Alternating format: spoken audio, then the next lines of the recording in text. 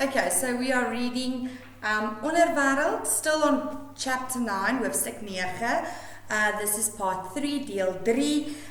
So please make sure that you follow the 3 parts, part 1, 2 and 3, in order to finish this chapter. Cool, so we are on page 53, bladsy 53, heel boaan. Wat? Jy onthou ek het jou vertel dat hy my nie donderdagoggend kom wakker maak het nie? Ja. Hy is van daardie dag af al missing. Waar is hy? Remember, this is now the conversation between Nicole and Greg. Greg is telling Nicole the Saturday night that Eckhart has been missing since Thursday night, and the police are here now to investigate to see what is happening, what is wrong. Okay. Ek probeer in haar stem te lees hoe bekommerd sy is, of sy dit bloot uit ordentlikheid vra en of dit iets meer is. Ons weet nie. Die skool wou dit eers stil hou. Ons het die skoolgronde deursoek, niks gekry nie. Anyway, toe jy onthou, net nou gebel het, die polisie het opgedaag. Die polisie? Van die ouens dink dat hy hom dalk homself, ek hou op met praat. Die woorde wil nie op my tong vorm nie. Dis ek wat hulle nie op my tong wil hê nie. Want skielik is dit soos toe ek mens moes vertel dat John selfmoord gepleeg het. Dieselfde bitterheid in sy mond, magteloosheid. So now, Nicole's like, are you sure? And then Greg says, well, some people think he might have, and he really doesn't want to say that he might have killed himself, because remember, this brings back memories of John, and John was Greg's brother. So he's trying not to think of that, and he doesn't really want to say it, but some people believe that that is what happened. Homself wat, Greg? Vra Nicole, 'n tikkie ontsteltenis in haar stem. Ek haal diep asem. Dis dalk niks nie, sommer net stories. Jy weet hoe mense stories versprei. Die gesprek is op 'n einde, weet ek. Die stilte op die lyn hou dit te lank aan. Ek sal bel as daar meer nuus is, Nicole. Okay, now, can you remember we had a chapter, I can't remember what chapter it was, but on a certain chapter, it said polyfiller, ringtones and polyfiller. Yeah, chapter 1.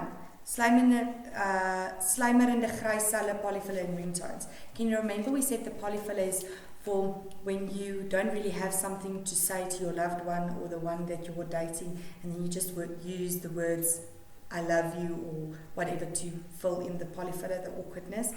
So there's an awkward silence again, and Greg can feel that this conversation is now to an end. So he's like, anyways, I will let you know more if I find out anything about Eckhart. So you can see that the relationship is busy shifting. There's not really a relationship between the two of them. They've got different things in life that they are worried about. And I mean, she just wants to go party, and he's really worried about a friend that might be dead or gone. So they're not on the same level. Okay. Uit die musiek wat skielik gedoof word en die vraende toon en die stemme van die ouens in die gang, kan ek aflei dat die polisie in Eckhart se kamer is. So suddenly all the music that was playing and all the people that were celebrating and very happy about things that they are doing, there's a silence. And now Greg knows that the police is now in Eckhart's room. Almal van julle, terug na julle kamers toe, asseblief, sê Dok Pienaar, geïrriteerd. Die ouens brom onderlangs, maar maak soos hy sê. Ek gaan staan in my kamer deur en kyk hoe hulle verbyloop. Kom ouens, vinniger, por ek hulle aan. Loser, kap een sag. Wie was dit? Hulle lag net, stamp aan mekaar. Beweeg! Ek draai my kop terug na die bopunt van die gang.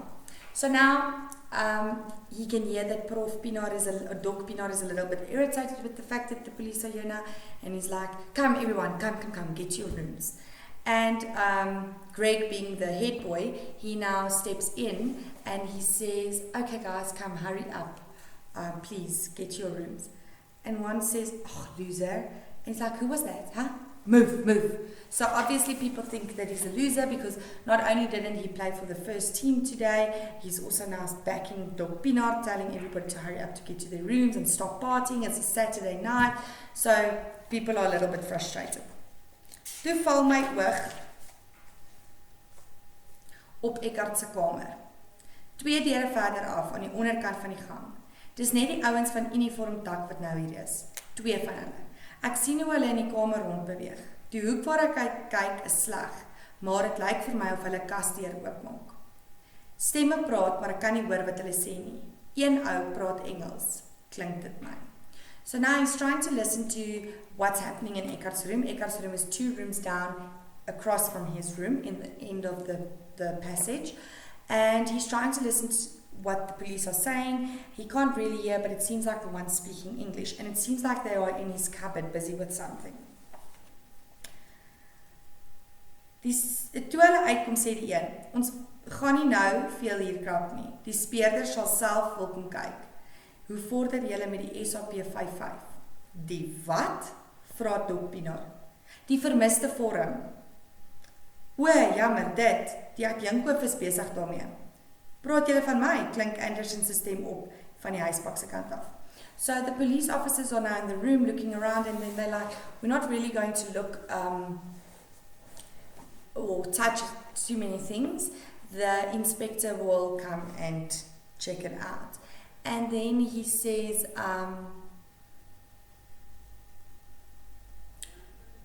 they ask Dok Pienaar about the missing persons file that they need to be filling out. And then he's like, do you have that file with you?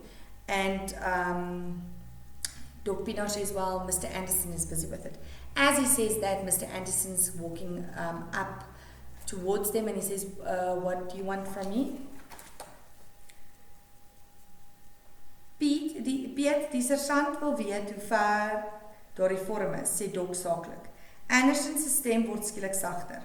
Ek kan nie uitmaak wat hulle sê nie. Dit klink of hy eers met Dok wil praat, alleen. Hulle begin beweeg van Eckart se kamer af. Skouer teen skouer kom hulle nader gestap na my kamer.